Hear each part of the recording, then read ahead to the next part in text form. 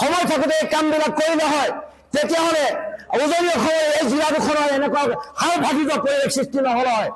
এতিয়া চৰকাৰে মোক উত্তৰ দিব লাগে যে হাজাৰ হাজাৰ কোটি টকা লোকচান হোৱাৰ পাছত এইখন শিৱসাগৰ এইখন চৰাইদেউ 50,000 কোটি টকা কোনে দিব? চুইচাইড কৰি দিবলগীয়া ধৰণৰ পৰিৱেশ হৈছে। এই পৰিৱেশক কোনে উদ্ধাৰ কৰিব? সেই কথা অসম চৰকাৰে আমাক জনাব লাগিব, সেই কথা চৰকাৰে আমাক বুজাব লাগিব। উজনি অসম প্ৰান্তলৈ আহক, কোনোবাই মাত্ৰ ইনভেষ্টিগেশ্যনত তেল পঠালে নহ'ব।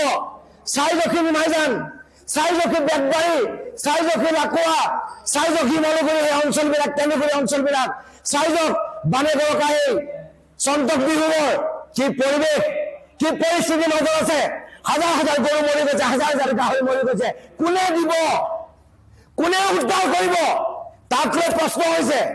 মই আজি শিৱসাগৰ হিচাপে কৈছো, উজনি অসমৰ এজন যুৱক হিচাপে কৈছো, চৰকাৰৰ গাফিলতি আছে।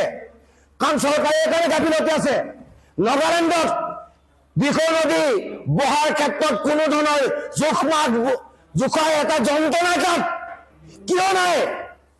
কিয় দিয়া নহ'ল? কিয় মথাউৰি বনোৱা নহ'ল? কিয় 15 কিলোমিটাৰ মথাউৰি উন্মুক্ত হৈ আছে? কিয় দিচাঙৰ মথাউৰি বনোৱা নহ'ল? কিয় দৰিকাৰ মথাউৰি বনোৱা নহ'ল? কিয় মিটামৰ মথাউৰি বনোৱা নহ'ল?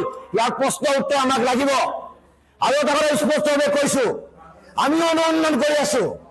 যদি নগালেণ্ডত কয়লা খননৰ কাৰণে, শিল খননৰ কাৰণে যদি এনেকুৱা দুৰ্যোগ নামি আহিছে, মই কম আমাক লাগিলে গুলিয়াই মাৰিলেও মাৰিব, জেলেৰে পথাৰেও পঠিয়াব, কিন্তু ৰাইজৰ স্বাৰ্থত, জনসাধাৰণৰ স্বাৰ্থত উজনি অসমৰ প্ৰতিটো প্ৰান্তৰ ৰাইজক কৈছো, যদি চাইণ্টিফিকেলি প্ৰুভ হয় যে নগালেণ্ডত শিল আৰু কয়লা খননৰ কাৰণে এই পৰিৱেশ হৈছে, তেতিয়া সমগ্ৰ ৰাইজ ওলাই আহিব।